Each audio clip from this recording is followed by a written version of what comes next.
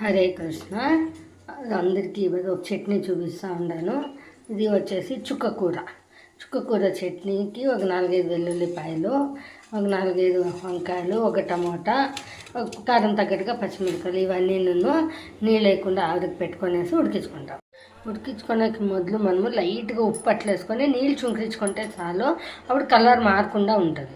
చూడండి, మన చుక్కకూర, వంకాయ, టమాటా అంతా ఇదైపోయింది.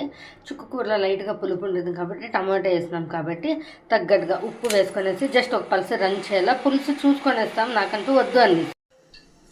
చూడండి, మన ఈ చట్నీ ఇంతవరకు గ్రైండ్ చేస్తే చాలా. ప్యాన్ పెట్టుకొనేసి దానికి తాలింపు దినుసులు వేసుకొని వేస్తాము. ఆ చిట్పట అయినాక వెల్లుల్లి, కరివేపాకు, ఎండుమిర్చి వేసుకోండి, ఒక సెకండ్ ఫ్రై చేసుకుంటాం. తాలింపు అంతా వేగాక మనం చేసుకోండి చట్నీ అంతా వేసుకొని 2 మినిట్స్ అట్లా ఫ్రై చేసుకుంటాం. ఈ చుక్కకూర చట్నీని ఇట్లా మూకుడులో వేసుకొని మనం బాగా ఒక 5 మినిట్స్ బాగా ఉడికించండి. టేస్ట్ అప్పుడు స్టేను అవుతుంది, బాగుంటుంది.